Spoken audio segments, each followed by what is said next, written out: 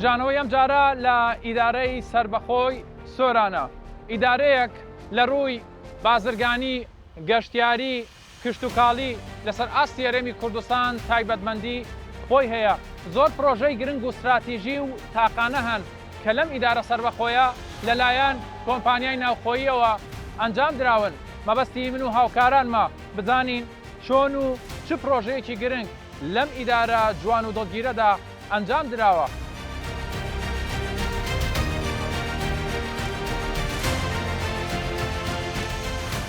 ئیدارەی سربەخۆی سۆران ناوچەیەکی بەرفراوان و ئاوەدان، کاروانی پرۆژەکانی حکومەت بە تەواوی ناوچەکەی ئاوەدان کردوتەوە. دەیان پرۆژە بە شێوەیەکی چڕ کاری لەسەر دەکرێت و تەواوی سێکتەرەکان لەم دەڤەرە کاری لەسەر کراوە.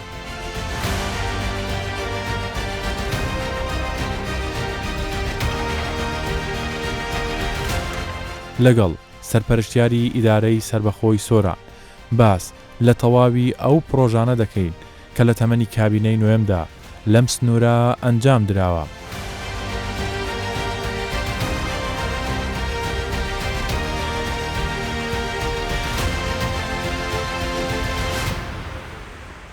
کاگەڵگوت ئیدارەی سربەخۆی سۆران وەک هەر ناوچێکی دیکەی کوردستانی دەستی ئاوەدانی و پرۆژەکانی حکومەتی پێگرت. بەڵام هەل لە سەرەتاوە کە داغڵی ئیدارەی سربەخۆی سۆرانەوی هەست دەکەی کە جموجۆڵێکی باش کراوە جێدەست هەیە. من دەمەوێت بزانم چۆن کارتان لەسەر کردووە پرۆژە گرنگ و استراتیژیەکان لەم ئیدارە سربەخۆیە چی بووە؟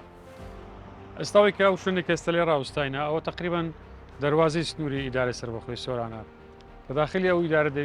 سنوورە دەبی هەست دەکەی ئەو جۆسایدی سپیری خەلفان کەیکەکە لە پرۆژە استراتیجیەکان بەرنامەی بەستنەوەی ئیدارەی سۆرانە بە هەولێری پایتەخت و بە شارەکانی دیکە بۆی زیاتر بتوانین هەم لە ڕووی گەشتیاری و هەم لەسەر جوڵەی بازرگانی زیاتر سوودی لێوەربگرین. بۆ ناغەکانی دومی ئەو شەقامە ئێستا لە دو کەلای خەلیفان تەواو دەبێت بەناو خەلیفان تا بازگەی ئێستا دیزاینەکەی تەواو بووە و لێرشەوە لەگەڵ جۆسایدی باسوورمە قەندیل لێک بگرێتەوە. ئەو پرۆژە استراتیجیانەی کە لە ڕووی ژێرخانی ڕێگاوبانەوە کارمان لەسەر کردیە لە ماوەی کابینە نوێی حکوومەتی هەرێمی کوردستان ئەو پرۆژە استراتیجیانەنە ئەوانەی کە سۆران بە هەولێر دەبەستێتەوە وە لە ناو سنتەری قەزای سۆرانیش پرۆژەی استراتیجیمان لە بۆ چارەسەرکردنی ڕێگاوبان بەڕای شادەماری کەرتەکانە کە باسی کەرتی گەشتیاری دەکەیت تۆ پرۆژانی کە لە ڕووی گەشتیاری و لێرانە ئەو ماستەرپلانی گەشتیاری کە جێبەجێ دەکەین دەبێت و ئاسانکارەشی تەواوت بۆ هاتوچۆی گەشتیاران هەبیتن وەڵا هەمان کاتدا ئەوە بەرهێنرانی کە دەن لێرەوە بەرهێنەر دەکەن و ئەو پرۆژانە جێبەجێ دەکەن بە دڵنیاییەوە دەبێت و ڕێگاوبانێکی باش هەبێت تەواوتەوە بۆ ئەوی گەشتیاران بتوانن بێنە ئەو پرۆژە گەشتیاریانە. لە بیرمان نەچێتن پێشتریش باسمان کرد سۆران ناوچەیەکی بازرگانیە سەر سنوورەکانە بۆیە ئەو ڕێگاوبانە ئەگەر نەتوانێتن ئیستیعابی ئەو جوڵەی بازرگانی و گەشتیاری بکاتن بەدڵنیایی و ئاستەنگ دروست دەبێتن. ستاش لەوانەیە خۆتان تێبینیتان کردبیتن زۆر زاران ئاستەنجی قەڵەباڕغی دروست دەبێتن چونکە ئەو ڕێگاوبانێک کە پێشتر هەبووە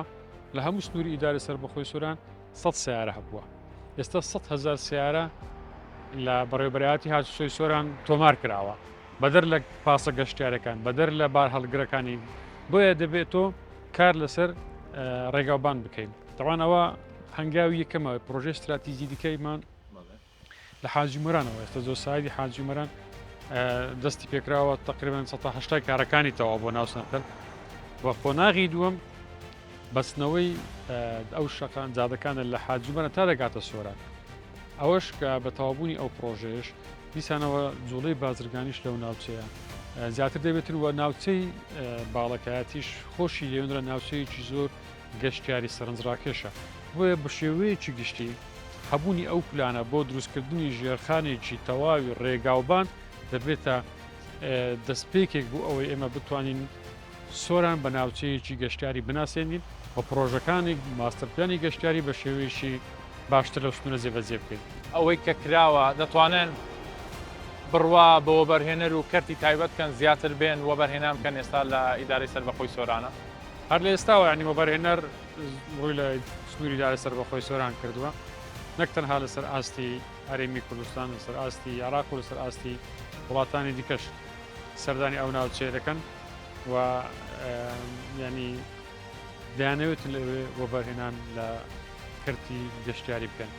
ئێمە وەکو حکوومەت و ئێمە لە ئیداری سەربەخۆی سۆرانیش کاریم ئەوەیە کە ئاسانکاری بۆ وەبەرهێنەرەکان بکرێتن و هەوڵ بدرێتن ئەو ژێرخانانێک کە پێویستە بۆ هەبوونی کردی گەشتیاری کاری لەسەر بکەین کە بە بەرنامە بە پلان زۆر بە باشی لە ماوەی ئەو ساڵانەی ئیدارە سەربەخۆی سۆران کاری لەسەر کراوە و باسشم کرد لە ناو سنتەری قەزای ناوەندی سۆرانیش ئێستا ئەو پرۆژە استراتیزیانە کە لەوێندران دەکرێتن بۆ ئەوەی لە ناو سۆرانیش جوڵەی سیارەت و هاتوچۆ ئاسان بیتن بۆ ئەوی گەشتیاری کە دێتن بتوانانی بە ئاسانی بێتە ناو سنتەری سۆران و بە ئاسانیش بێتە دەرەوە. بێگومان کۆمەڵە سێکتەری ترمان هەیە، تەندروستیمان هەیە، پەروەردەمان هەیە، ینی بەگشتی لە سێکتەرەکانی ترا چۆن هەنگاوی ترتان ناوە پرۆژەتان هەبووە؟ بە خۆشحاڵیشەوە ئێمە لە ئیدارەی سۆرانێکێکی لەو ئیدارانە کە بە شێوەیەکی زۆر دادپەروەرانە ئەو بودجەیە کە لە بەردەست ئێمەدا بووە دابەشی ئەو ناوچانەمان کردووە دابەشی سەر کەرتەکانیشمان کردووە و کەرتی تەندروستیە کەرتی پەروەردەیە پرۆژەکانی پرۆژەی زۆر ئاوی پرۆژەکانی ئاومان جێبەجێ کردووە بۆ نمونە 180 ئەو پرۆژانی ئاو کە جێبەجێمان کردووە پشتمان بە ئاوی سەرزەوی بەستیە چونکە پرۆژەکان وەکو ئینگلیز درە سستەینەبڵەتی ینی بەردەوامی زیاتری هەیە و خۆشمان دەزانین گۆڕانکارەکانی کەش و هەوا کاری لە ئاوی ژێرزەوی کردبوو ئێمە ئاوی ژێرزەوی بەکارنێنین و ئەو سەرچاوی زۆر باش ڕووبارمان هەیە کارمان لەسەرەوە کردو ڕاستە تێسوەکەی لەوانەیە زیاتر بیتن بەڵام پرۆژەی استراتیزین زۆربەی ئەو پرۆژانە کە جێبەجێمان کردووە پشتمان بە ئاوی سەرزەوی بەستووە و ئەوەی جێگای خۆشحاڵی ئێستا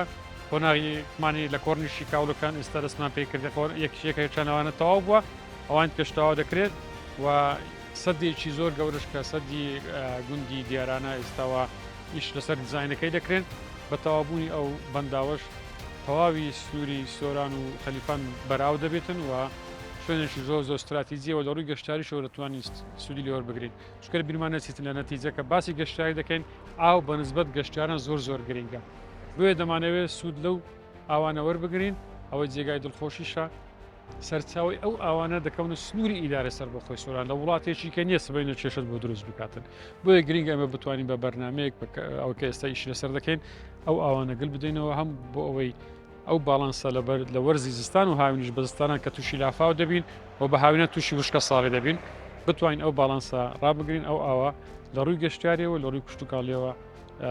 سوودی لێ بر لە ماوەکانی ڕابردووە لەژێر چاودێری سەرۆگوەزیرانە ماستەر پلانی گەشتیاری ڕاگەێنراوە جا پێم خۆشە لەگەڵ جەنابتانە یەکێک لەو شوێنانی کە بە تەواوەتی دەگۆڕێت شەلالی عەلیبەگە دەمێ مەیدانی سەردانی بکەین و لەگەڵ جەنابتانە لەوێش لەسەر کەرتی گەشتیاری زیاتر قسەی لەسەر بکەین. بەدڵنیایی ئێستا هەر لێر بکانەکەدە چی یەکەم وێستگا لەگەڵ شەلالی گەلی عەلیبەگە دەستمان پێ کردیە و پرۆژەکان ماستەر پلانەکانی گەشتیاری بێخاڵیش تەواو بووە چای باپشتیان تەواو بووە ئەوانە ئەوەی گەلی کە دەستمان پێ کرد کە ئێستا دەیبینین و بەردەوام دەبیتن ئەو ماستەر پلانی گەشتیاری ئینشەڵڵا لە ماوەیەکی نزیک ئەمە قەناعەتمان وایە کە کەرتی گەشتیاری لەسەر قۆناغێکی زۆر فەرموو باوسی سەردانی بکەین لەگەڵ جەناب.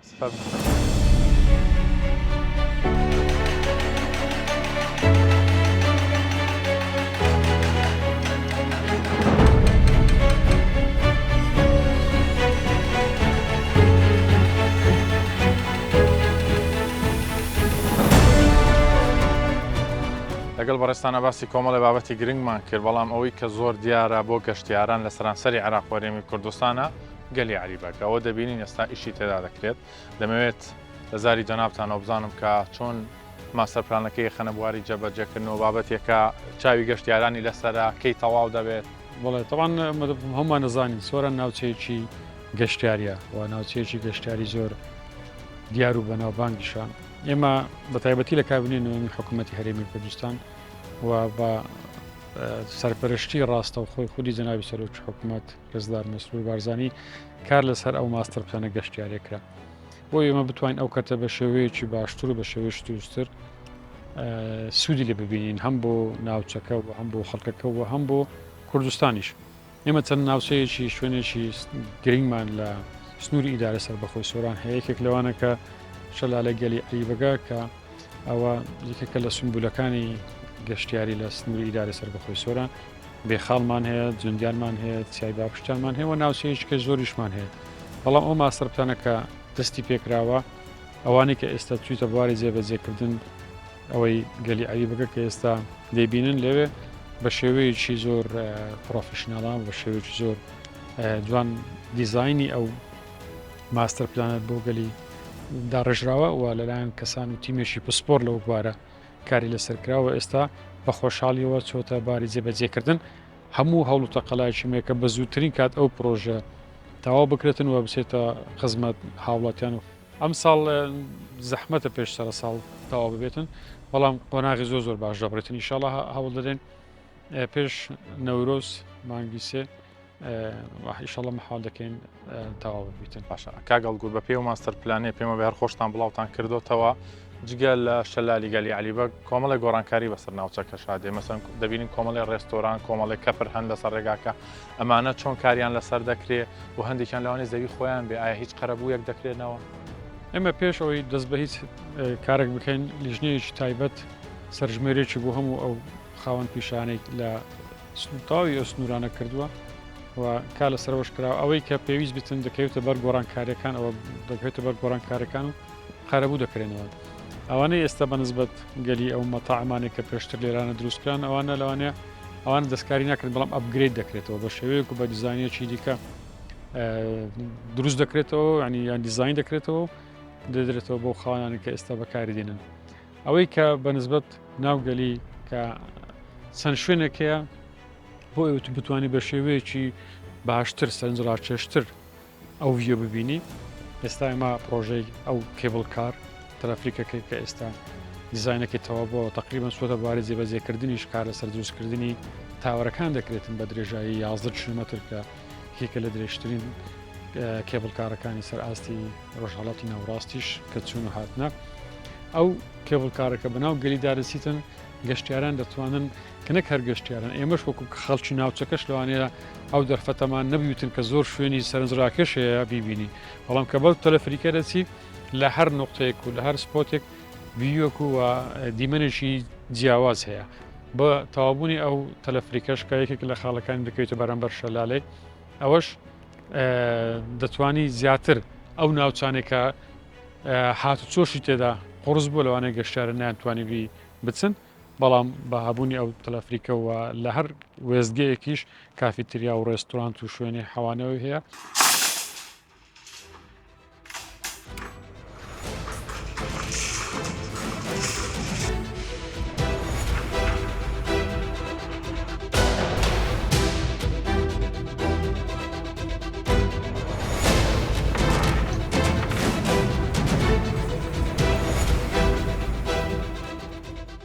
پرۆژە لە دوای پرۆژە بەڵام ئێستا پرۆژەکانی حکوومەت هەرێمی کوردستان جیاوازی و تایبەتمەندی خۆی هەیە وەکو دەڵێن دووسەرەیە دوو ئامانجی هەیە بنمونە پرۆژەی کۆرنیشی کاولۆکانی ئیدارەی سربەخۆی سۆران هەم ناوچەیەکی گەشتیاریە و هەمیش وەکو بەنداوێک یاخود پاراستنی ئاسایشی ئاو دروست کراوە. هاوشێوەی ئەم پرۆژەیە 4 پرۆژەی دیکە بە درێژایی 4 کیلۆمەتر دروست دەکرێت بەماش هەم کەرتی گەشتیاری دەبژێتەوە هەم سامانی ئاویش و توانای گلدانەوە ئاویش باشتر دەبێت. ئەمەیە جیاوازی و تایبەتمەندی کە حکوومەت هەرێمی کوردستان بە دیدگایەکی ڕوونەوە و بە پلانێکی تۆکمەوە کار لەسەر ئەم پرۆژە گرنگ و استراتیژیانە دەکات. چەندین پرۆژەی گرنگی تریش هەن لە ئیدارەی سربەخۆی سۆران بزانین ئەو پرۆژانە چین و چۆن خزمەت بە خەڵکی ناوچەکە و گەشتیاران و خەڵکی هەرێمی کوردستان بەگشتی دەکەن.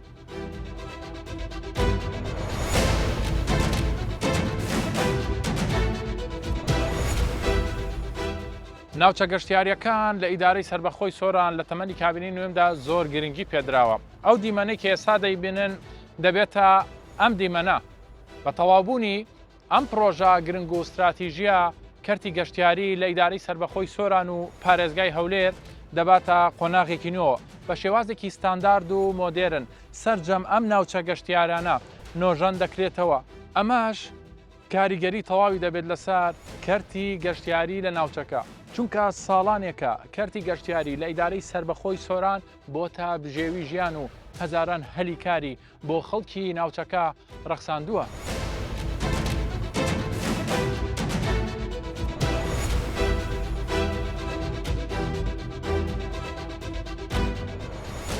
یەکێکی دیکە لە پرۆژە گرنگ و استراتیژیەکانی ئیدارەی سربەخۆی سۆران پرۆژەی دووسایدی چلمەتری ئازادیە کە ئەم پرۆژەی خۆی لە دوو قۆناغ پێک دێنێ بەڵام ئێستا لە قۆناغی یەکەمدا بە درێژایی 3200 متر کاری تێدا دەکرێ و تا ئێستا نزیکەی 800 متری خیت کراوە لەناو ئەم پرۆژەیە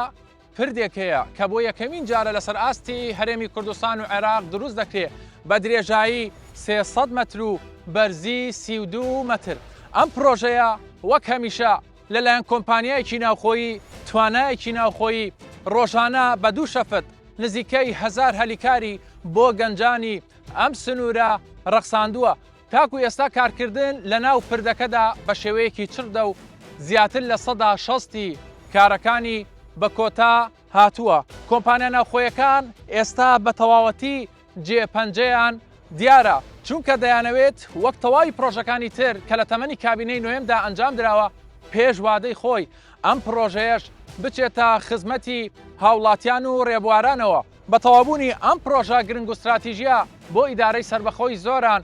هەم کەرتی گەشتیاری زیاتر بوژانەوەی بەرخۆی دەبینێت و هەمیش جەنجاڵی لە ناو سنتەری شاری سۆراندا کەم دەکاتەوە.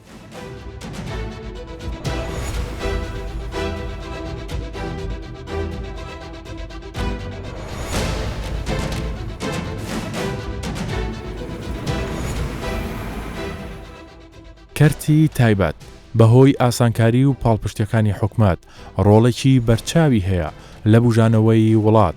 ئێستا سەرجەم پرۆژە تایبەت و جیاوازەکان لەلایەن کۆمپانیا ناوخۆیەکانەوە ئەنجام دەدرێت.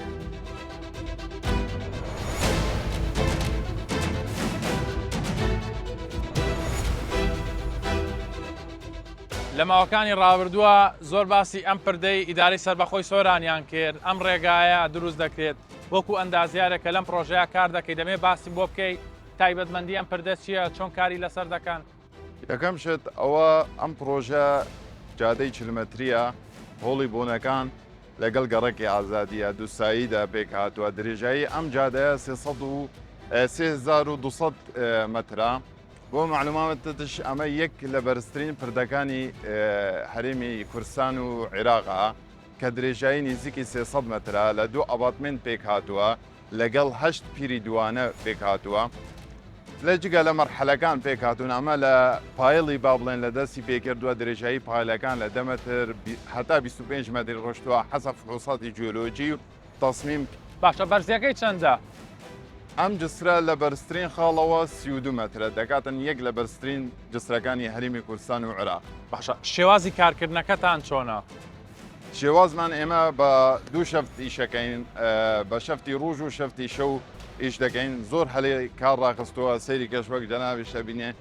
معدە لە سەرم ئیشەکان بە هەموو کەرەستە و کادر و خۆماڵی بە کۆمپانیای خۆماڵیشەوە دیزاین و تەنفیزی شەکاتن. باشە کارەکان چۆن دەڕوا باش دەڕوات حکومەت هاوکارە لایەنە پەیوەندیدارەکان کار ئاسانی دەکەن؟ بەڵێ حکومەت هاریکادا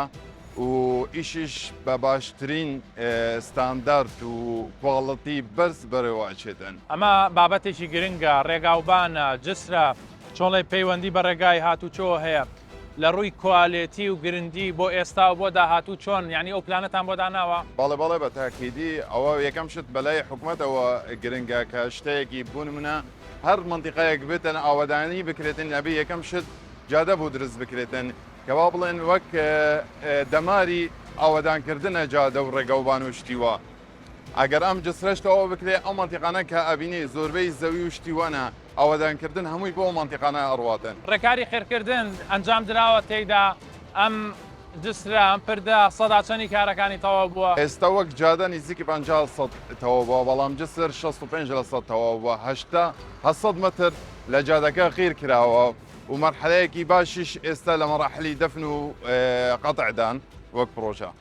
لە هەموو بەشەکانی ڕێگاکە کاری لەسەر دەکرێت تەنها لە یەک شوێنە ئیش دەکرێت؟ بەڵێ لە هەموو مەقطعێک لە ڕێگاکەدا ئیش دەکرێتن وەک تو بینی جسرە لەو لای قەتعیشە لەو لای دەفنە هەموو مەقطعەکان ئیشی تێدا تێدەکردن. باشە هەلی کات چەندتان ڕەخساندووە لە هەردوو شەفتەکەیە بە چڕی کاری تێدا دەکەن؟ بەڵێ زۆری هەلەی کار ڕخساندووە بۆ خەڵک بەڵام وەک تو بینی هەموو کادری خۆماڵیە بەڵام کادری دەرەوەمان لەگەڵانیە وە کۆمپانیایەکی ناوخۆی بە کادری ناوخۆی ئیشێکی ئەوە گەورە دروستەکانی. بەهۆی بوونی ژمارێکی زۆری ناوچەی گەشتیاری لە ئیدارەی سربەخۆی سۆران گرنگی حکومەتیش بەو سێکتەرە ئێستا بەشێک لە ناوچە گەشتیارەکانی ئەم سنوورە نۆژەن دەکرێتەوە لەسەر شێوازێکی مۆدێرن و پێشکەوتوو.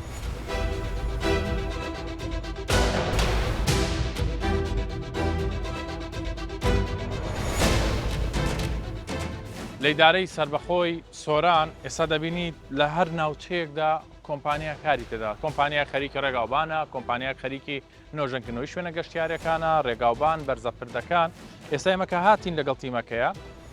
تیمێکی یەکێک لە کۆمپانیەکان سەرقاڵن لە یەکێک لە ناوچە گەشتیارە گرنگەکان کە لە سەرانسەری عێراق وەرێمی کوردستان و گەشتیاران سەردانی ئەم شوێنە دەکەن، بزانین چۆن کاری لەسەر دەکەن. مهندس جەنابتان کە ئێمە هاتینەوە خەریکی مەسح بوون لە گەلی عەلیبەک، چۆن کار دەکەن، چی دەکەن ئێستایەوە لێرە؟ ما پرۆژەی گەشتیاری گەلی عەلیبەکە یەکێکە لە پرۆژە گرنگەکانی حکوومەتی یاریمی کوردستان کە بەرە بە گەشتیاری ناوچەکەدا دەکەوێتە قۆناغێکی زۆر گرنگ. ئەمە ئێستا کار لەسەر مەسحی ئەم ناوچەیە دەکەین کە پێکاتوە لە 37 کەپر کە ڕیدیزاین دەکرێت، دیزاینەکەی دەگۆڕێ بە شێوەی سەردەمیانە. یعنی جگەل لە گەلی عەلیبەک کە دیزاین و حوزەکەی بۆ دەکرێت، لێرەش کەپرەکان دیزاینی بۆ دەکرێت. دیزاینەکە چی و چی لە خۆ دەگری مهندس؟ کەپرەکان بە بچوشی نامێنینەوە، کەپرەکان گەورە دەکرێن، حوزەکان گەورە دەکرێن، نزیکەی 9 ویر دروست دەکرێت کە کۆنتڕۆلکردنی ئاوەکە دەگرێتە خۆی بە شێوێکی زۆر جوان دروست دەکەین. ینی سیماکەی ڕووکەشەکەی زۆری فەرقە لەگەڵ ئەم دیزاینە کە ئێستا بوونی هەیە؟ سیماکەی سیمایەکی سەردەمیانە دەبێت ئینشاءڵڵا، زۆر جوان دەکەوێت، ینی شێوازی ناوچەکە بە تەواوی دەگۆڕێت. ئێوە ستافێکی ناوخۆیین لەو ماوەکەمەی کە ئێوە کارتان تێکردووە سەدا چەندی کارەکان تەواو بووە؟ لەو ماوەکەمە کە بۆ دیاری کراوە ئینشاءڵڵا لە وادەی خۆی تەواو دەکرێت گەلی عەلیبەک، لە دوای گەلی عەلیبەکیش پرۆژەی بێخاڵ هەیە ئینشاءڵڵا ئەوش دەست پێ دەکرێت.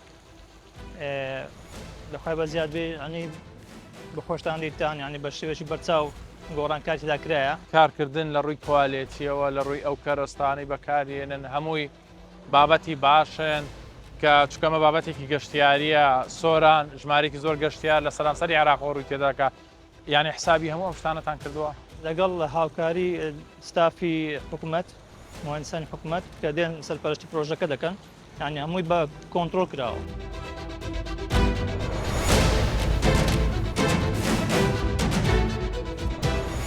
بەپێی ماستەرپلانی پرۆژەکان ئیدارەی سربەخۆی سۆران لە چەند ساڵی داهاتوودا گۆڕانکاری گەورە بەخۆیەوە دەبینێت،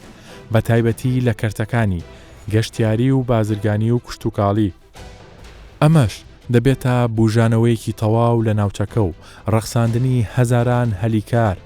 هاوکات ئیدارەی سربەخۆی سۆران دەبێتە خاوەنی چەندین پرۆژەی جیاواز و تاقانە لەسەر ئاستی هەرێمی کوردستان و عێراق.